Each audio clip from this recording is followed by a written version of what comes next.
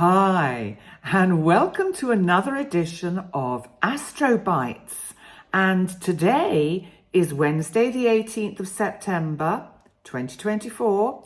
And of course, for some of you across the pond, the full moon partial lunar eclipse was yesterday, the 17th. But for us here in Europe, it was in the early hours of this morning at, in fact, 02:34, and that's universal time. So, you know, because I've talked a lot on Sunday in the live, in my full moon, or in my astrobite yesterday. Also, I've done a video for the autumn equinox, so I mentioned the full moon briefly in that. That autumn equinox should be up in the next couple of days or so. Thank you, Jerry, if you're watching. And so I thought I'd just focus on a couple of the key points that are going to be around later today that will help us to unravel and unfold what is becoming clear through the letting go on an emotional level that can be represented by this full moon partial lunar eclipse. Later today, the moon will be conjunct Neptune.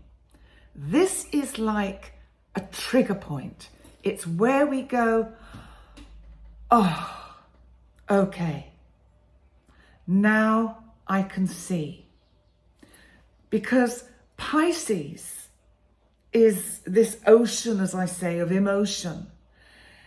It's where everything dissolves, it's dissolution, it could be confusion and just cloudy water and not seeing things clearly. Imagination, even paranoia with its shadow side. So there could have been a lot of those kind of energies in the build-up to this full moon. And when the moon conjuncts Neptune later today, it'll be like an, okay, now I can see clearly. Now I can see down through the water as the water becomes clear, as the sediment settles to the bottom of the ocean floor, crystal clear, we see the way forward.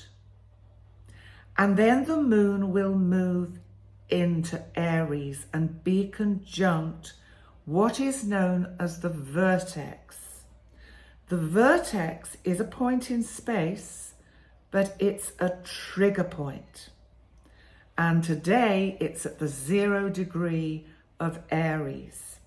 So this will really bring out more of this energy of clarity and a better sense of a direction to take with any of the issues that are around for you at the moment, how to proceed forward with them. So the other aspect I want to look at is Saturn retrograde in Pisces, in this 8th house, which, as I say, is about, can be beginnings, endings. It can be other people's money, it can be legacies, it can be documents that we have to sign, power of attorneys, all those kind of things. And of course, the 2nd house in my event chart is Virgo.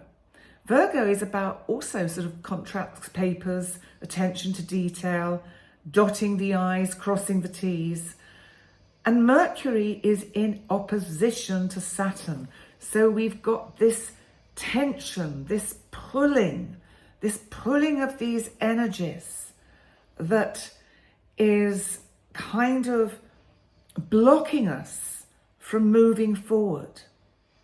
So I think our way out comes when that moon comes up to conjunct Neptune later today in the afternoon, early afternoon, and then in the Americas, it will be kind of your late morning. So you wake up to it. You get a better deal over there in the West. And so Mercury wants to communicate and get things clear. Mercury really wants to have a conversation. It wants to talk to Saturn. Saturn can represent a masculine figure in your life and a conversation that needs to take place.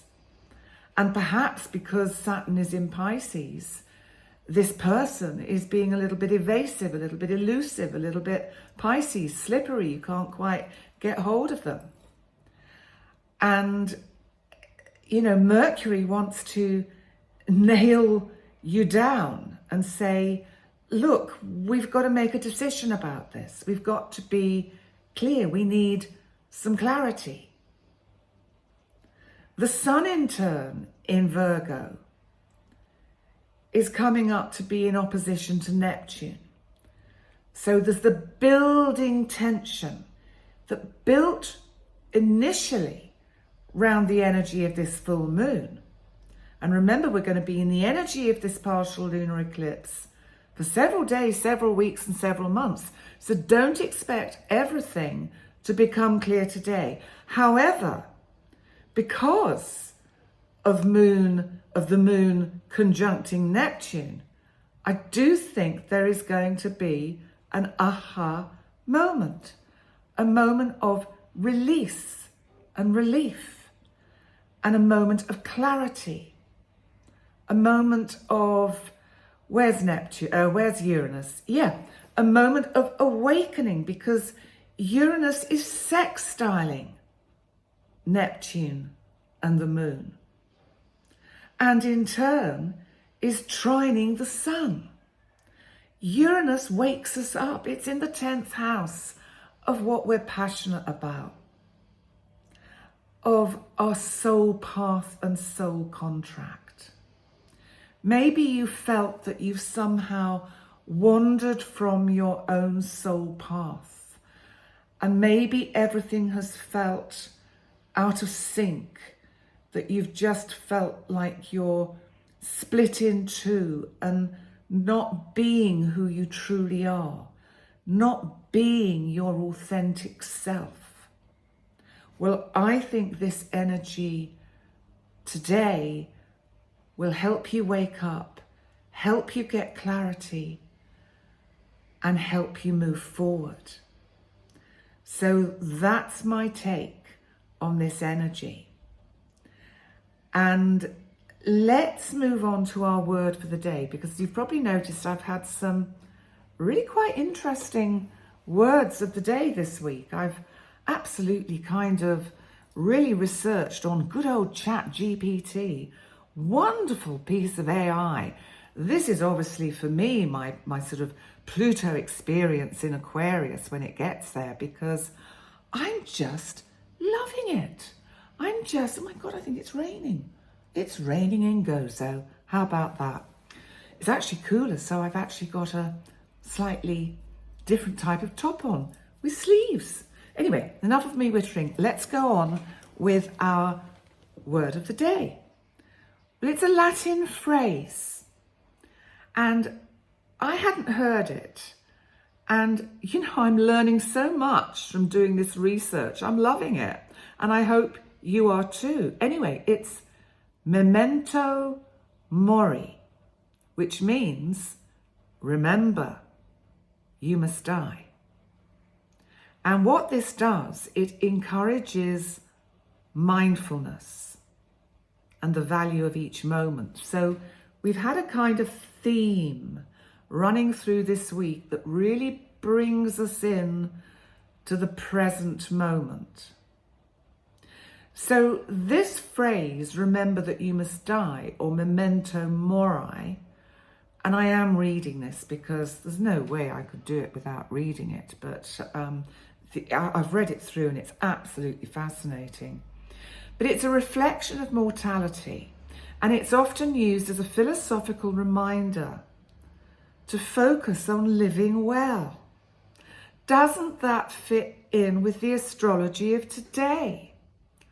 About that moment of clarity when the moon conjuncts Neptune and something is released by Uranus's sextile to the moon and Neptune, that we go, okay, now I can see. There's an ancient Roman proverb, which is, remember, you have to die. They knew what it was all about, and it's the simplest and most direct expression of the idea, I think. And then we have Seneca, who said, let us prepare our minds as if we'd come to the very end of life. Let us postpone nothing. Let us balance life's books each day. The one who puts the finishing touches on their life each day is never short of time. I think that's beautiful and really brings us into being mindful of death to make us live more purposefully. Marcus Aurelius, now you see, before I give that quote, the Romans and the Greeks faced the prospect of death every day because of the nature of how reality was then. Illness, death, disease, war, cataclysmic events, getting run over by a chariot, kicked to death by a horse. All sorts of things could go wrong in the days of the Roman Empire and the Greek civilization. So Marcus Aurelius says, death smiles at us all, but all a man can do is smile back. And what this does is remind us that death is inevitable and that we should meet it with courage. Not easy for us always, because we've been kind of brainwashed in the West and in our cultures and religions, unfortunately, to fear death, to see it especially as a kind of a fearful thing that can happen. And we know why. This was to control the people. You control with fear. You tell them they will be damned to hell if they don't pay their taxes or their money to whichever particular religion is asking them for it.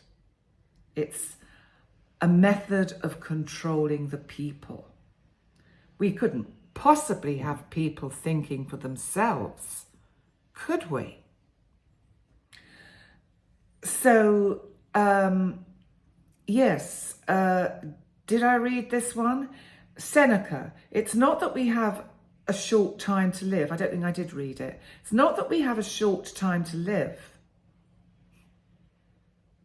but that we waste a lot of it. Again, a reminder to make the most of the time we have, understanding our limits. Martin Luther said, every man must do two things alone. He must do his own believing and his own dying, which is an acknowledgement of that personal nature of both faith and mortality. To live a good death is what all of us can only hope to wish for. To really live a good death. Mark Twain said, the fear of death follows from the fear of life. A man who lives fully is prepared to die at any time.